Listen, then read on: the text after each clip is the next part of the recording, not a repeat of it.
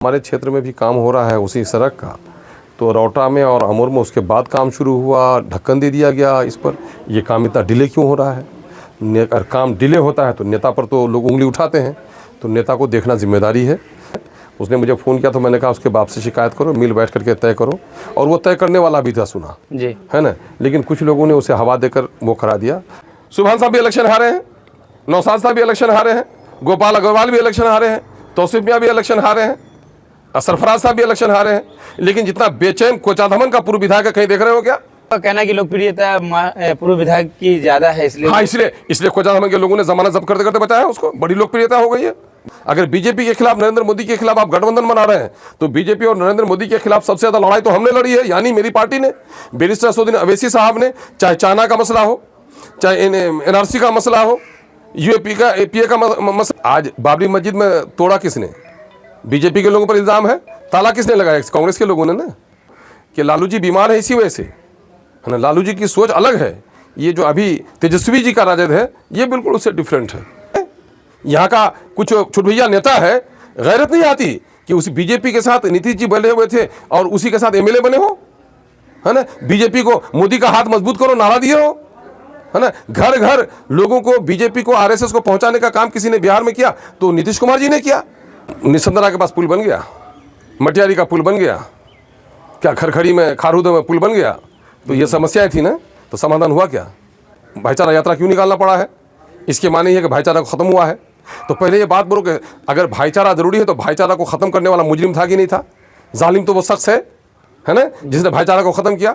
तो जरा मुरो 2005 से लेकर इस वक्त तक देखो कि आरएसएस और बीजेपी को घर घर तक पहुंचाकर मुसलमानों के एक तरफा गाली सुनवाने का काम किसने किया? नीतीश जी की सरकार ने किया ना। ये भाईचारा यात्रा नहीं है, लाचार मुसलमानों को चारा बनाने वाला यात्रा है ना। मदारी है नीतीश जी, ये सब जमुड़े आए हैं। देखो मदारी का खेल देखो, जमुड़े वो होता है जो अभी समेटता है ना, खेल का चादर बिछाता है। ये जमुड़े आए हैं, ये जमुड़े। आदाब, मैं रियाज रही और आपसे का स्वागत है आपका अपना चैनल अपना गाँव में। आज हमारे एक खास मेहमान हैं, अमूर विधायक सह AIMIM के प्रदेश अध्यक्ष अतुल ईमान साहब। क्योंकि कुछ दिनों से कोचाधमन की राजनीति बहुत गरमाई हुई है। गठबंधन में रहते हुए भी जदयू और आरजेडी के बीच की लोगों के बीच में तानाकसी वाला मामला चल रहा है। मामला ये है कि एक ठेकेदार को थप्पड़ मारा है, ऐसा इल्ज़ाम लगाया गया है, ऐसा आरोप लगाया गया है वर्तमान विधायक के बेटे पर। उस मामले पे बात करेंगे। कल भाईचारा यात्रा लेकर के आ रहे हैं जदयू, समाधान यात्रा नीतीश कुमार जी के बाद फिर से भाईचारा यात्रा लेकर के जदयू आ रहे हैं। उसको लेकर के क्या राय रखेंगे विधायक जी, उस पर भी बात होगी। और 2024 को लेकर के लोकसभा की क्या तैयारी है, उन सभी बातों पर बात रखेंगे। सर, सबसे पहले आपका स्वागत है। बहुत बहुत शुक्रिया सर। पहला सवाल यही है सर कि एक ठेकेदार को, वर्तमान विधायक के साहबजादे जो हैं गुड्डू साहब, उस पर आरोप है कि उन्होंने एक विधायक को थप्पड़ मारा, और जिसको लेकर के सोशल मीडिया में बहुत तानाकसी भी हुआ और मामला यहाँ तक पहुँच गया कि जो ठेकेदार थे उन्होंने उस पर आवेदन दिया और FIR दर्ज हो गया। क्या कुछ कहना चाहेंगे सर इस पर? देखिए, बात तो ये है कि मेरा आना जाना उस इलाके से रहा है और मैं समझता हूँ कि तकरीबन 6 महीने से गड्ढा खोदा हुआ है वहाँ पर जी, और अब तक नाला बन जाना था, बाज़ार में है। अगर ठेकेदार तो ये सब है नहीं, पेटी कॉन्ट्रैक्टर है या मज़दूर का कोई होगा। अब मामला जब केस हो गया है तो पुलिस के जांच का विषय है, लेकिन उसके बाद हमारे क्षेत्र में भी काम हो रहा है उसी सड़क का, तो रौटा में और अमूर में उसके बाद काम शुरू हुआ, ढक्कन दे दिया गया इस पर। ये काम इतना डिले क्यों हो रहा है? अगर काम डिले होता है तो नेता पर तो लोग उंगली उठाते हैं, तो नेता को देखना जिम्मेदारी है। जहाँ तक कुछ नारवा सलूक हुआ है इसको बैठकर हल करना चाहिए। मजदूर है, उसकी भी इज्जत है। उसने मुझे फ़ोन किया तो मैंने कहा उसके बाप से शिकायत करो, मिल बैठ करके तय करो, और वो तय करने वाला भी था, सुना जी, है ना। लेकिन कुछ लोगों ने उसे हवा देकर वो करा दिया। इन चीज़ों की मैं तरदीद करता हूँ। समाज को इस तरह ओछी हरकत नहीं करनी चाहिए। सर, बात करें लोकसभा 2024 की, तो MIM की तरफ से क्या कुछ तैयारियां चल रही है? क्योंकि सर देखा जाए तो जदयू भी यहाँ पे सदस्यता अभियान लगातार चला रहे हैं, राजद भी चला रहे हैं, देखा है इंडिया गठबंधन के लोग चला रहे हैं, लेकिन MIM की तरफ से कुछ भी नहीं दिखाया है एक्टिविटी। सवाल ये पैदा होता है कि शाम दाम दंड वैद, ये तरीक़ा रहा है मौजूदा वक्त की भारत की राजनीति का। तो इनकी सरकार है, इनके लोग हैं, पुलिस का भी इस्तेमाल करते हैं, प्रशासन का इस्तेमाल करते हैं, है ना। शराब कि पैसे पहले रेवेन्यू में जाते थे, सरकार के खाते में जमा होता था, पब्लिक वेलफेयर का काम होता था। आज शराब माफियाओं के जरिए से बहुत सारी पॉलिटिकल पार्टियों को मदद की जाती है, उससे वो अपना वारे न्यारे करते हैं। हम लोग का मामला तो ऐसा कुछ नहीं है। हम लोग के पास सीमित संसाधन है, जनता के मसाइल हैं।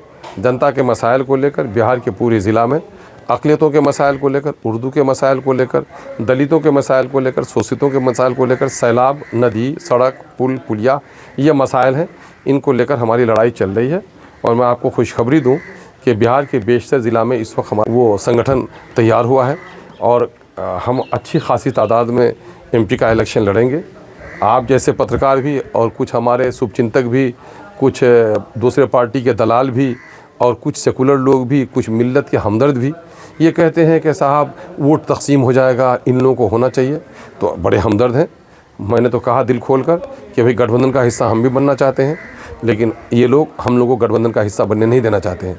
तो हम इन गैरतमंद अपने मिली ज़िम्मेदारों से कहना चाहते हैं कि यादव भाइयों की पार्टी बने, कुर्मी भाइयों की पार्टी बने, कुशवाहा भाई की पार्टी बने, मल्ला भाई की पार्टी बने, माझी भाई की पार्टी बने, पासवान भाई की पार्टी बने, तो सबको लेने के लिए आप तैयार हैं। सिर्फ कसूर ये है कि MIM का चूँकि कोई ज़िम्मेदार माइनॉरिटी का आदमी है, तो माइनॉरिटी का आदमी इतना अछूत हो गया है ना, कि आप उसको पास में बैठने नहीं देना चाहते हैं। मेरे वोट प्यारे हैं आपको और लीडरशिप में हिस्सेदारी मेरी प्यारी नहीं है। तो बहरहाल वो है। तो अब जाहिर है कि नीतीश कुमार जी ने, लालू जी ने और कांग्रेस ने हमें मजबूर किया है कि हम अलग राह निकालें। तो अब हमें तो लड़ना पड़ेगा।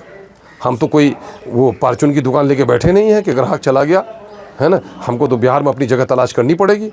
तो हम वो कर रहे हैं। मैं ऐसे ही लोगों को, ये हमारे कुछ नाक़बत अंदेश लोग, कुछ सादा लोग, है ना, कुछ ऐसे लोग जो मौजूदा वक्त के सियासी पैतरे नहीं जानते, वो बेचारे कहते हैं नहीं इन लोगों को आना चाहिए। मैं उन लोगों को मौका देता हूँ कि अभी भी इनको कहो, मगर ये नहीं चाहते हैं। ये चाहते हैं कि अक़लियतों का वोट हमको मिले, अक़लियतों के वोट पर ये हुकूमत करेंगे, लेकिन न अक़लियत की बस्ती में सड़क बनेगी, न उनका पुल बनेगा, न सैलाब में डूबने वाले की खबरगिरी हो जाएगी, न कोई कल कारखाना खुलेगा, न बिजली के अच्छे पोल गिरेंगे।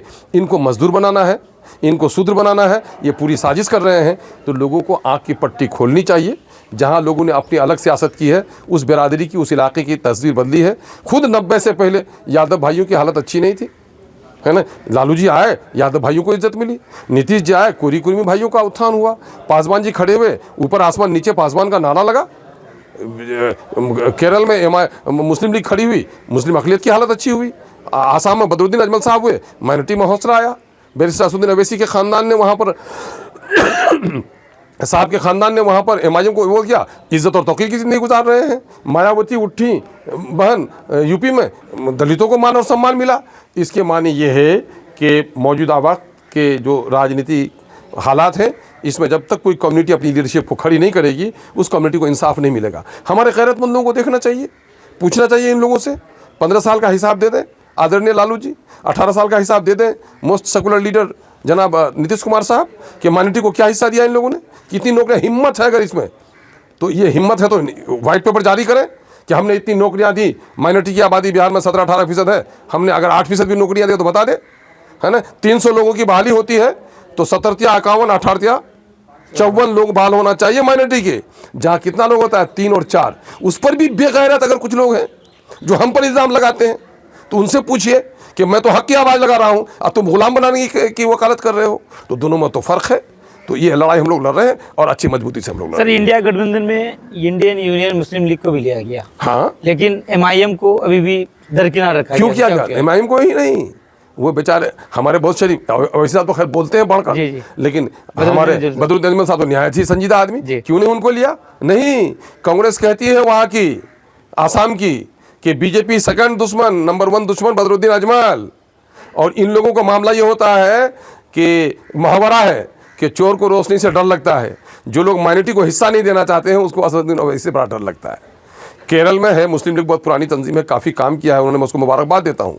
लेकिन पूरे देश में जो असरात हैं इस वक्त MIM के और बैरिस्टर असदुद्दीन ओवैसी साहब की क़यादत का जो है लोगों ने हौसला बर्पा किया है, इससे ये पार्टियाँ खौफजदा हैं कि इनके लोग आएंगे तो हक़ का सवाल करेंगे। खुद बिहार में आप देख लीजिए आप कि चाहे गुलनाद जलाकर मारी गई वैशाली में, चाहे समस्तीपुर में सनोबर का कत्ल हुआ दिन दहाड़े, चाहे सराफत मारा गया, चाहे खलील रिजवी मारे गए, चाहे बिहार शरीफ में दंगा हुआ नीतीश जी के घर में, मजहबी किताबें जलाई गई, मस्जिद के गेट का मीनारा तोड़ा गया, मुसलमानों की दुकानें लूटी गई, क्या हुआ? कोई इंसाफ की बात कहने वाला नहीं। यहीं पर सिक्टी में जाइए, वहाँ पर एसएसबी के नौजवानों ने हमारे लोगों को मारा रमज़ान के दिनों में, आज तक गिरफ्तारी नहीं हुई। ये बात हम उठा रहे हैं, ये पेट में बड़ी ऐठन हो रही है लोगों को। आज जो हाफिज साद की लाश आई, कौन खबरगिरी करने के लिए गया? चेतन कुमार ने 4 आदमी को, एक दलित पुलिस के ऑफिसर को मारा, 3 चुन चुन के माइनॉरिटी के लोगों को मारा, एक को मारा हैदराबाद का, एक मारा गया बीदर कर्नाटका का, एक बिहार का। कर्नाटक में कांग्रेस की सरकार है, क्या किया? बिहार में हाफिज साद को कोई खबरगिरी करने वाला भी नहीं हुआ। जो मारा बम्बई में, उसकी कोई खबरगिरी करने वाला नहीं हुआ। एमआईएम उनके घर पर गई, उनकी वकालत भी की, और खुद अकबरुद्दीन ओवैसी साहब ने जब उनकी वकालत की, उनके बच्चों के नाम पे रकम, नौकरी, मकान सब कुछ दिलवाने का काम किया। तो ये काम तो हम लोग कर रहे हैं। ये कह रहे हैं कि भाई ये तो अक़लियतों को ऊपर उठाना चाहते हैं, तो इन लोगों को तो अक़लियतों को गुलाम बनाना है, इनको जूते उठवाने हैं, है ना? तो इनको काहे मकाम देंगे लोग? ये गठबंधन वाले लोग, है ना? मैं यकीनन कहता हूँ कि बीजेपी के मुकाबिल यकीनन है कि एक मजबूत गठबंधन बनना चाहिए, लेकिन एक तरफ बीजेपी मुक्त बनाने की बात बोलते हैं, और कौन लोग आए हैं बीजेपी के खिलाफ? अगर बीजेपी के खिलाफ, नरेंद्र मोदी के खिलाफ आप गठबंधन बना रहे हैं, तो बीजेपी और नरेंद्र मोदी के खिलाफ सबसे ज़्यादा लड़ाई तो हमने लड़ी है, यानी मेरी पार्टी ने। बैरिस्टर असदुद्दीन अवैसी साहब ने, चाहे चाइना का मसला हो, चाहे एनआरसी का मसला हो, यूएपीए का मसला हो, चाहे यूनिफॉर्म सिविल कोड का मसला हो, जितनी बातें बैरिस्टर असदुद्दीन अवैसी साहब ने उठाई है, कोई सदन में उठाने का काम किया? तो उनको हम जब राज पास करते हैं, तो उस गठबंधन में तो सबसे पहले हमारा इस्तेमाल होना चाहिए था। लेकिन होगा कैसे? नीतीश कुमार जी तो खुद बिहार में बीजेपी को तबाना किया इसने। इनका आदमी अभी भी राज्यसभा में डिप्टी चेयरमैन बना हुआ है, आधा इधर आधा उधर इनका हमेशा मामला रहा है। तो ये लोग बागबान भी रहे, खुश राजी रहे, सयाद भी करते रहे कत्ल, और सुनते रहे फरियाद भी। तो ये लोग उस तरह का गठबंधन बना रहे हैं। हम लोग तो चाहते हैं, अभी बैरिस्टर असदुद्दीन साहब ने वोट ऑफ नो कॉन्फिडेंस का मसला आया, किनकी वकालत की? आखिर INDA वालों की तो वकालत की। जब प्रेसिडेंशियल इलेक्शन हुआ, किसको वोट दिया? कांग्रेस के तरफ से जो नुमाइंदा बना उसी को वोट दिया गया, है ना? जब हम जीत के 5 गए थे, तो लालू जी की पार्टी का ही हमने हिमायत करने का काम किया था। तो इसका मतलब क्या है? इन लोगों को जिद है कि अक़लियत के लोग जूते उठाएं, ये टिकट बांटेंगे और ये गठबंधन में शामिल होकर हमारी बराबरी में बैठेंगे। ये लोग करने नहीं देना चाह रहे हैं, तो हमारी तो मजबूरी है कि हमको लड़ना पड़ेगा।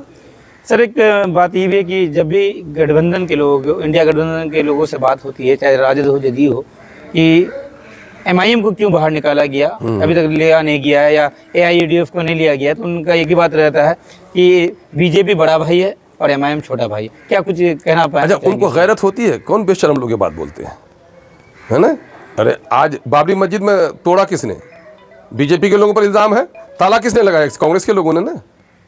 पता है कि गांव की पर पाबंदी लगाने की वकालत आदरणीय लालू जी के बेटे तेज प्रताप ने भी की है ना? हिंदुत्व का नारा तो उस घर से भी निकल गया है। लखनऊ में ऊंचा कुचक कर फोटो नरेंद्र मोदी के साथ लेने वाले तो इनके परिवार के लोग थे। तो बहरहाल मैं तो ये समझता हूँ कि लालू जी बीमार है इसी वजह से, है ना? लालू जी की सोच अलग है। ये जो अभी तेजस्वी जी का राजद है, ये बिल्कुल उससे डिफरेंट है। और जहाँ तक मामला है जदयू का, घर घर में इन लोगों को आती है गैरत बीजेपी के खिलाफ, बीजेपी की बी टीम तो किसके सहारे पर बने?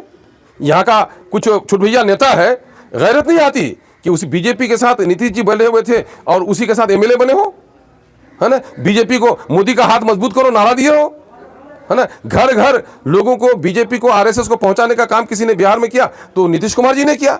और ये हो गए बड़े सेकुलर, और कोई माई का लाल है, कोई सबूत कर सकता है।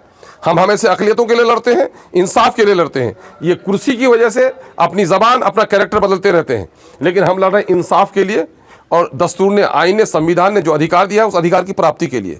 हमारे अंदर कोई लोभ लालच नहीं है। ये लालची लोग पैतरे बदलते हैं, हम तो इंसाफ के रास्ते पर चलते हैं, हमको रास्ता बदलने की ज़रूरत नहीं है। सर, समाधान यात्रा के बाद ही अभी कल से भाईचारा यात्रा होने वाला है, इस यात्रा को लेकर क्या कुछ कहना चाहेंगे? आपको अच्छा पहले ये बात बताइए, तो क्या निसंदरा के पास पुल बन गया? मटियारी का पुल बन गया? क्या खरखड़ी में, खारूद में पुल बन गया? तो ये समस्याएं थी ना, तो समाधान हुआ क्या, है ना? खाड़ी का पुल अभी लटक रहा है कि नहीं लटक रहा है? महानंदा के 50-50 किलोमीटर के दरमियान में कोई पुल तो नहीं है। अलीगढ़ को तो पैसा अब तक नहीं मिला, क्या समाधान हुआ? ये समाधान यात्रा नहीं था। अपना वो लोग बुखार नापने आते हैं कि जनता में हमारा एक्सेप्टेंस कितना है और MIM को दफनाना है, वही है। अच्छा, भाईचारा यात्रा, पहले बताओ भाईचारा किस चीज़ का नाम है?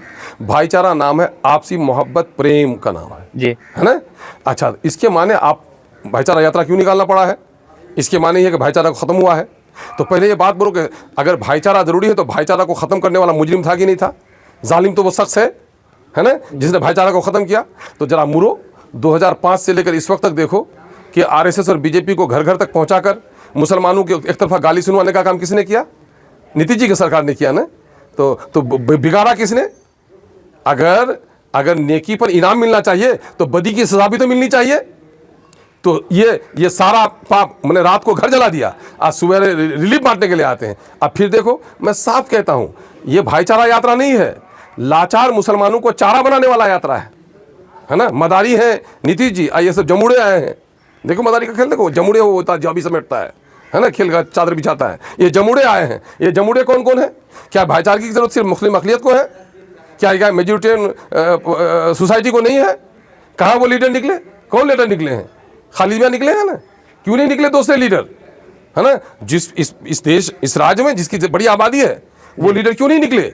उस लीडर को निकलना चाहिए ना, वो नहीं निकले। ये आए हैं मुस्लिम बस्तियों में करते हैं, जहां भी जाइएगा टोपीदारी वाली भाई यात्रा। तो कहाँ गए वो? सारे लोगों को लेकर निकलोगे?